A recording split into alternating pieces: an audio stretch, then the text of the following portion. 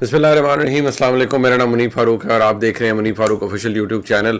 हर रोज़ की तरह आज भी आप सबका बहुत शुक्रिया अदा करूँगा, आप सबकी मोहब्बतों का और आप सबकी इंकरेजमेंट का, कि जिसकी वजह से मैं रोज़ इनकरेज होता हूँ कि आपके सामने कुछ नए हक़ाइक़ रखे जाएँ, कुछ नई खबरें रखी जाएँ। जो मामलात हो रहे हैं वो उनकी अहमियत बहुत ज़्यादा है और पाकिस्तान की सियासत के अंदर ज़्यादा होने जा रही है, लिहाजा मैं चाहता हूँ कि ज़रा उन पर बात हो जाए। सबसे पहले तो ये कि इमरान खान साहब को आपको पता ही होगा कि अडयाला जेल शिफ्ट कर दिया गया है। बताया जाता है कि उनकी ख्वाहिश के ख़िलाफ़ शिफ्ट किया गया है। उसकी वजह ये थी कि इमरान खान साहब के लिए, अगर आपको याद हो, वो कमरे का बाथरूम बेहतर किया गया था, वो सेल बेहतर था।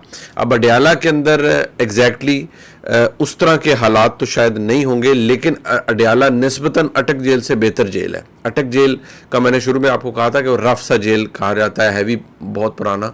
अडयाला भी पुराना है, लेकिन शायद यहाँ पर सूरत हाल बेहतर हो, क्योंकि यहाँ पर जो सियासी कैदी हैं उनकी एंट्री एग्ज़िट काफ़ी ज़्यादा होता रहा है। तो इमरान खान साहब का अब तो अदालत ने क्योंकि हुक्म भी दिया है कि जो उनको सहूलियात मिलनी चाहिए कानून के मुताबिक, वो यहाँ पे भी मिलनी चाहिए, लिहाजा वो सहूलियात तो उन्हें मिलेंगी। जहाँ तक खाने पीने के मामलात हैं, वो जहाँ तक मैं पता कर पाया, वो इमरान खान साहब का कोई इशू नहीं है, उनको खाने पीने की सहूलत यहाँ पर मिलेगी। उनकी फैमिली ने पहले भी पैसे जमा करवाए थे, अब यहाँ पर भी वो अरेंजमेंट शायद हो जाएगा। हाँ, जो बात प्रॉब्लमेटिक है और इमरान खान साहब के लिए मसला बन रही है, वो एक तो ये कि एस्टैब्लिशमेंट का उनसे क्या ताल्लुक़ रह गया है या ख़त्म हो चुका है फ़िलहाल। दूसरा मसला ये है कि इमरान खान ख़ुद भी ज़िद पर अड़े हुए हैं। उनका ख्याल ये है कि मैं माफ़ी नहीं मांगूंगा, क्योंकि मैंने तो 9 मई को कुछ किया ही नहीं। बकौल उनके के और उनके वकला के, जो उनके वकला से बातें होती हैं फिर वो बाहर आके करते हैं, कि इमरान खान ये समझते हैं कि हमला तो उनके ऊपर किया गया 9 मई को और उनकी जमात के ऊपर को क्रश करने के लिए सब कुछ किया गया। अब देखिए, रियासत उसे उस तरह नहीं लेती जो इमरान खान साहब के लोगों ने किया, और जिस तरह से अब सारी बात है कि कोई आपसे हर पीस ऑफ एविडेंस या हर शहादत या हर जो सबूत है वो शेयर नहीं करेगा। आपको अंदाज़ा होता है बहुत सी चीज़ों को पढ़ के या बहुत से लोगों से इंटरेक्ट करके कि जो केस बनाए गए हैं इंसदाद दहशतगर्दी की अदालतों के अंदर, या जो GIT ने रिपोर्ट किया है उनके मुताबिक, तो ऐसा लगता है और जो शवाहिद मिलते हैं कि इमरान खान साहब या उनकी जमात डायरेक्टली लिंक्ड है सानहा 9 मई से, और इसकी प्लानिंग हुई है। जब ये हुआ है तो फिर उसका कोई मुख्तलिफ नतीजा नहीं निकल सकता। उसका नतीजा ये निकलेगा कि लोगों को सज़ा भी मिलेगी, और मुमकिन है इमरान खान साहब को भी उस केस के अंदर सज़ा मिले, क्योंकि अभी उस केस के अंदर तो चार्जशीट अभी मुकम्मल तौर पर फाइल हुई नहीं है, या अगर हुई है तो वो अभी मामला चल नहीं रहा, वो उस तरह से अभी उसकी स्पीड अप नहीं हुआ। लेकिन एक तासुर ये है कि अब क्योंकि इमरान खान अडयाला जेल आ गए हैं, तो अब जो एक तो साइफर वाला मामला अब ओपन कोर्ट में होगा, तो रियासत को भी बताना पड़ेगा कि इमरान खान साहब ने क्या क्या किया और क्या क्या गलत किया। जो बात तकलीफ दे है वो ये ज़रूर होती है कि हमारे मुल्क में सियासतदानों का एहतसाब तो बड़ा आसानी से होता रहा है, या सियासतदानों को रगड़ा भी लग जाता है, वो किसी भी जमात से हो, वो फॉर दैट मैटर किसी भी जमात से हो, बाकी किसी का नहीं हो पाता, बाकी मुक़्तदर लोगों का नहीं हो पाता। ये एक आयरनी है तारीख़ी तौर पर रही है, और कम से कम मुझे अपनी ज़िंदगी के अंदर तो ये एक ऐसी आयरनी है जो कि रहेगी और ये कभी ख़त्म नहीं होगी। बहरहाल, जो जिसने किया, अगर उसने कोई क्रिमिनल काम किया है तो उसका सज़ा तो फिर उसे मिलेगी। इमरान खान साहब को भी इसमें वो ख़ुद को इससे बरी उस ज़िम्मा, मैं पहले भी कहता रहा हूँ, वो नहीं कर सकेंगे, जितना मर्जी वो कहते रहें। लेकिन क्योंकि उनकी एस्टैब्लिशमेंट से इस वक्त बात नहीं हो रही, लिहाजा वो अपने स्टांस पर अड़ गए हैं और अड़े हुए हैं कि भाई हमने तो कुछ किया ही नहीं, हमने तो 9 मई को कुछ किया ही नहीं, ये तो हमारे साथ ज़्यादती हुई है। अब इस बात को आप जोड़ दीजिए उस बात से जो कि आपके निगरान वज़ीर-ए-आज़म जनाब अनवारुल हक काकड़ साहब ने की है। उन्होंने एक इंटरव्यू दिया।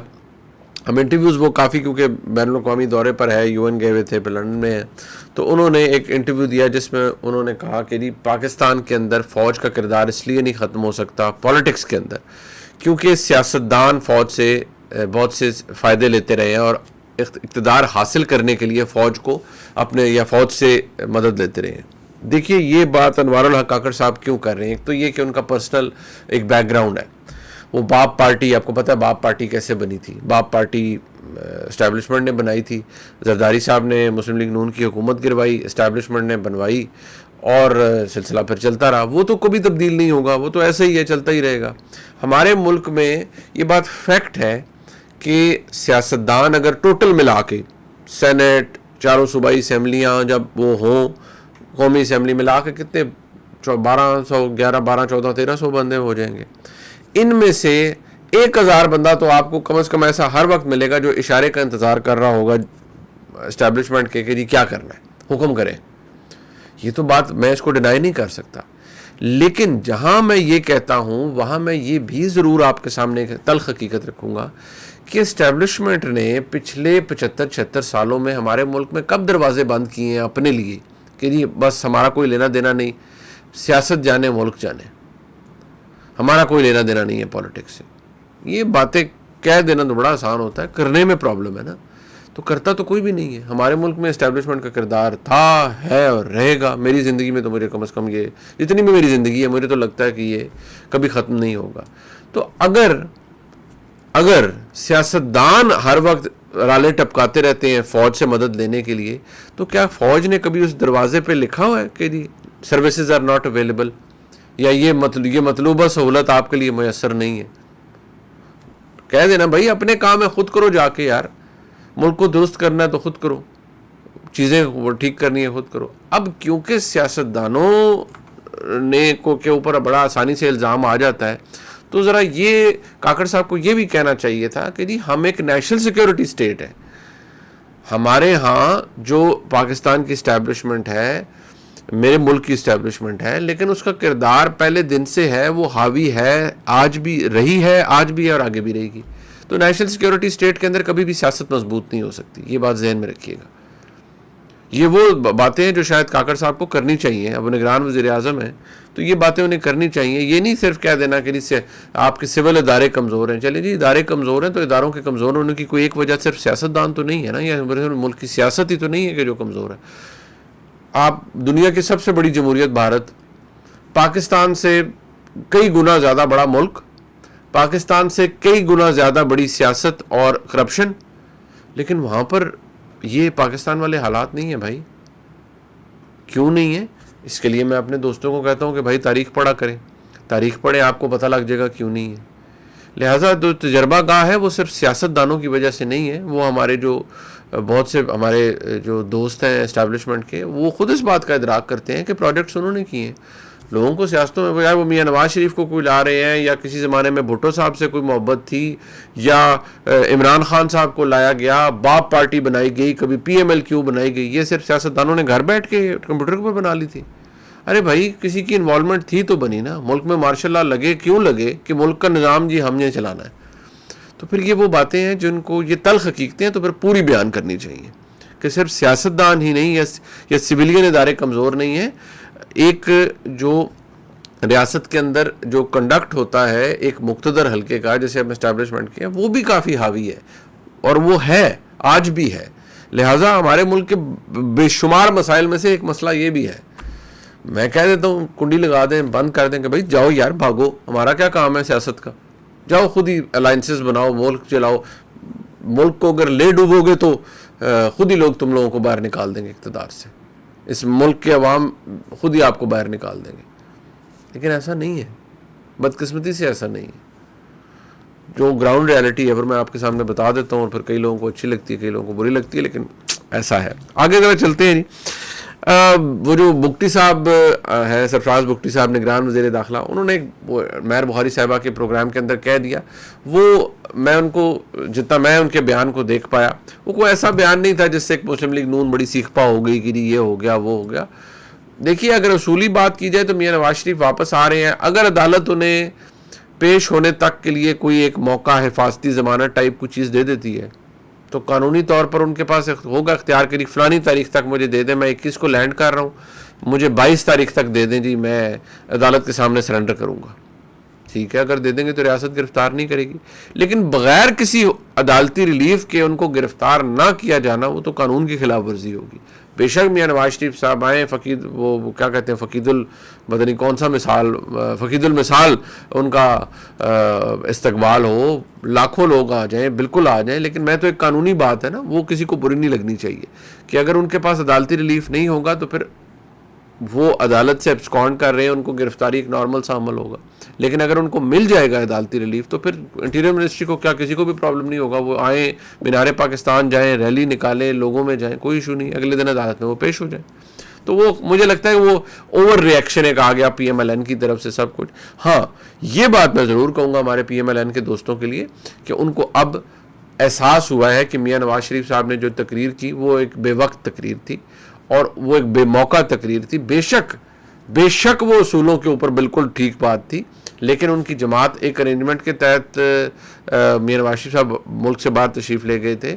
اب اگر وہ آ رہے ہیں تو ظاہری بات ہے ان کی اس وقت ایک اسٹیبلشمنٹ کے ساتھ ان کی قربت ہے اور وہ ایک ایسی سہولت کا سہارا لیتے ہوئے آ رہے ہیں. تو یہ بات ان کو بھی ریئلائز کرنی چاہیے کہ پھر بھائی یہ احتساب شاب کی باتیں. بہت سے لوگ ہمارے، میں کل دیکھ رہا تھا، بہت سے ہمارے صحافی جو کہ اچھے تگڑے لوگ ہیں اور اصولی بات کرتے ہیں، وہ کہتے ہیں جی اینکر حضرات جی تجزیے کرتے ہوئے مشورے دے رہے ہیں کہ فوج کے احتساب کی ہے، بھائی ان کی جنرل باجوہ کی اور جنرل فیض حمید کی احتساب کی باتیں نہ کریں. دیکھیے بصد احترام یہ باتیں آپ تب کیجئے جب آپ کی پالیسی یکساں ہو. یا تو آپ کہتے جی کہ ٹھیک ہے ہم نے جنرل باجوہ صاحب کو ایکسٹینشن نہیں دینی، یا تو آپ کہتے جی ہم نے کوئی رابطہ نہیں ہے ہمارا اسٹیبلشمنٹ سے، ہم اپنی سیاسی قوت پر واپس آ رہے ہیں. تو پھر ٹھیک ہے 100 دفعہ احتساب کی باتیں کریں. جب ایکسٹینشنیں بھی دینی ہیں، لائن میں کھڑے ہو کے حاضر بھی ہونا ہے، پھر سہولتیں بھی لینی ہیں، پھر سب کچھ کرنا ہے. یہ میں صرف پی ایم ایل این کی میں سب کی بات کر رہا ہوں. پھر چھوڑیں یار، پھر اصول کہاں رہ گئے.